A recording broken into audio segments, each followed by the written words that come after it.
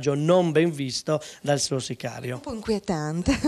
Continuiamo la nostra visita, qui c'è un altro ambiente, ecco qua dove ci troviamo? Ecco, qui ci troviamo in altre cavità che adesso vediamo, apriamo subito il portone, eccoci qui, di cui è rimasto intatto col tempo. Infatti vi voglio far notare ancora esistente quello che è la furigine che viene utilizzata dalle fiaccole, perché oggi ci viene tutto scontato, la luce, le lampade, in quel periodo che noi vediamo è proprio il nerimento di quando venivano utilizzate queste fiaccole, che poi ne abbiamo qualcosa qui per farvi capire più o meno qual era, che abbiamo ritrovati appunto nel momento in cui stavamo restaurando.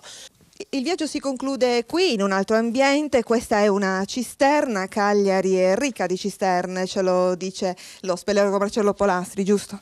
Cagliari è ricchissima, come diceva giustamente lei, di cisterne sotterranee. Basti pensare che nel 1300 una spia aragonese aveva raccontato che il castello di allora aveva circa 1 migliaio di cisterne sotterranee, utili per il fabbisogno locale delle famiglie.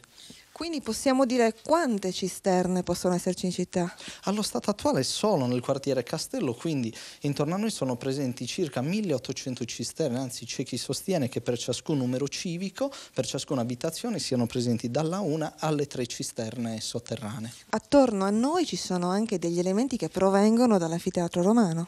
Degli elementi rocciosi, quindi dei blocchi di spoglio, la roccia cosiddetta levata o rubata per usare un gergo archeologico e la pietra prelevata dall'antico anfiteatro, c'è chi sostiene dalla villa di Tigelli Ermogene, insomma dei edifici storici che con l'avvento del cosiddetto Medioevo sono stati distrutti e poi queste rocce sono state reimpiegate e riutilizzate. Bene, proprio tutto, la linea torna definitivamente allo studio. Bene, posti interessanti ma sicuramente inquietanti. Di nuovo linea alla redazione, Maria.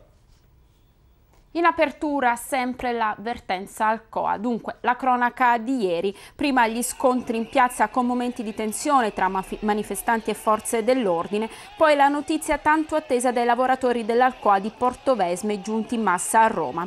È stata revocata la procedura di cassa integrazione grazie all'accordo raggiunto nell'incontro al Ministero dello Sviluppo Economico. Il 9 dicembre ci sarà un nuovo vertice e l'azienda dovrebbe ottenere una